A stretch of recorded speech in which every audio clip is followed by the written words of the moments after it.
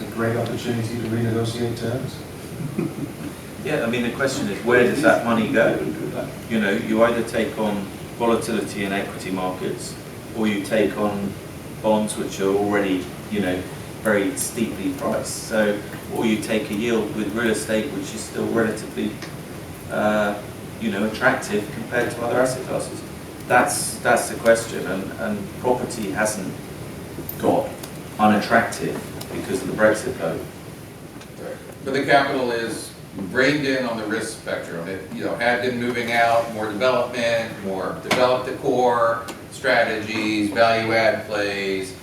That's going to, you know, suddenly, you know, boring warehouse and this the debt lease is going to be very attractive compared to, you know, redevelopment play in say Central London. So you think that's going to put a brake on some of these, on some of the way the market has been moving and taking on board more risk?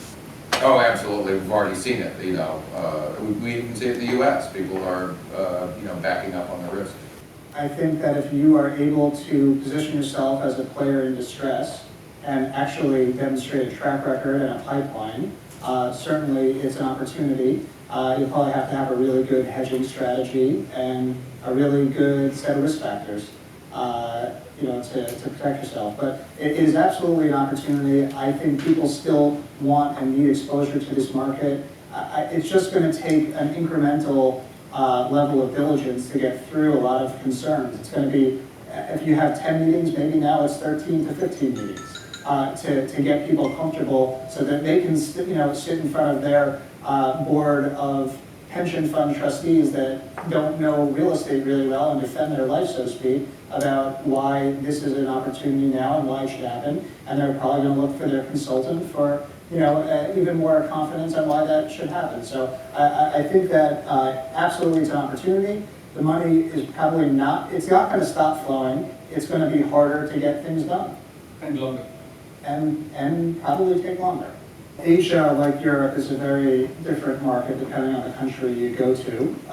But generalizing, I think it's probably very good for Asia, even though historically, I think a lot of Americans would say core in Asia is a bit of an oxymoron, but I think you're seeing more capital flow towards those kinds of strategies, or it may not be core, maybe it's core plus. But I think it is an opportunity. People want diversification. They're trying to build healthy portfolios, and having a bigger you know, component of Asia is probably somewhere where a lot of, at least Western institutions, probably wildly underallocated. In terms of the Asia LPs, I think they're still going to want diversification, and maybe less money goes to Europe and maybe goes to the US or stays at home, where historically they love, you know, Europe. A lot of money is flowing from Asia to Europe. And maybe more stays home and more goes to the US or maybe Australia or wherever. And you know, certainly there will be consequences. I think, again, the magnitude of how much these capital flows change is to be determined. Yeah, what I do know, having looked at RCA data for Q1, deal flow was down in the US by about 25%, in the UK about 33% on Q1 of last year, 2015, and in Asia also down about 25 to 30%.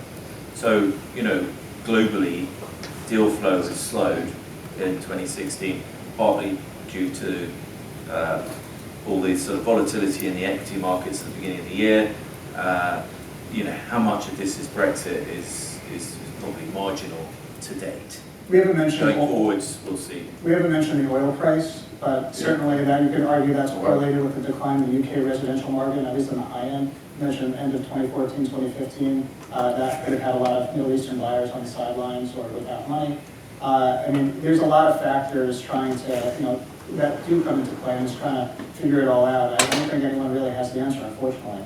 I hate to be, that's the takeaway from the conference, but I don't think a lot of people have the answers right now.